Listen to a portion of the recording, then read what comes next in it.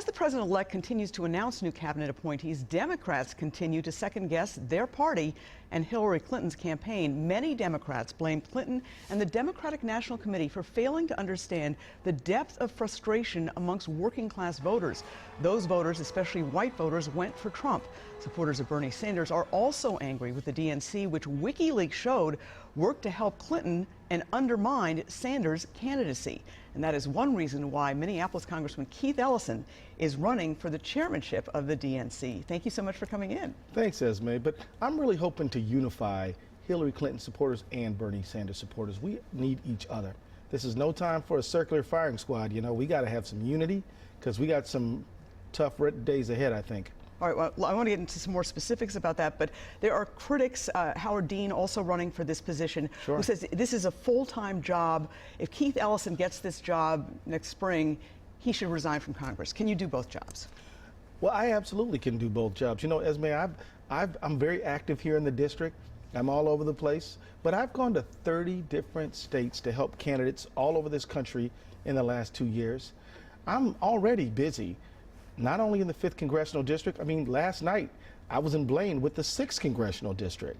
So I'm an energetic person, I work hard, and what we really need more than anything else is an organizer, somebody who's going to help organize the Democratic Party to collaborate, to prioritize voter turnout. Minnesota is now back the #1 turnout state in the country.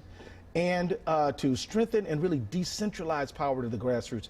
It's not about one person. This is about millions of people all over the country getting some power so they can help turn out the vote and help Democrats put forth an agenda that helps working Americans. All right, of all backgrounds. I know you were one amongst the first and most ardent Bernie Sanders supporters.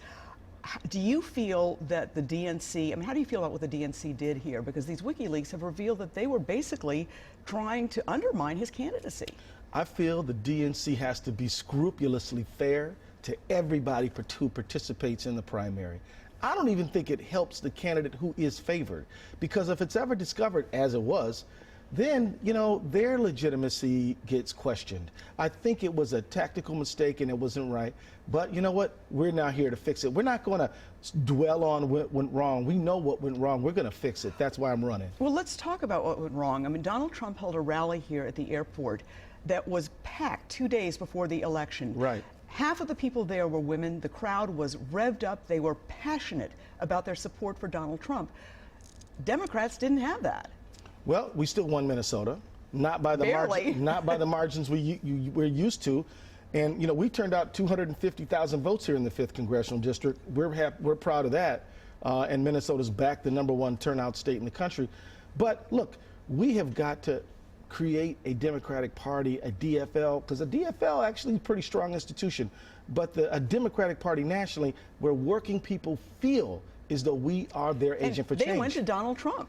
But you know what? Donald Trump has already appointed lobbyists and investment bankers. He said he's going to drain the swamp, and all he's doing is expanding the swamp and making more, I don't know, swamp monsters or something. I mean, the bottom line is he is not, people who went to that rally, they were expecting somebody who was going to empower them. And what he's doing is just empowering Washington establishment types all over again, and insiders and big money folk. And lobbyists, and I think that they're going to be really disappointed. The Democratic Party needs to be there to say, we are an alternative, we're going to fight for you. Okay, let's talk about the 5th District. The 5th District did turn out in the same numbers as 2012, but other Democratic strongholds didn't. St. Paul, the turnout was down 2.5%. It was like that in a lot of Democratic counties. I mean, what are you going to do to change that if you're the DNC chair? We have to set our intention to turn out 365 days a year. We have to be working on canvassing, not during the election year, but in the off year, reaching out to voters and listening to them. We have to empower the local party units, not the headquarters, but the local party units. We got to collaborate much more.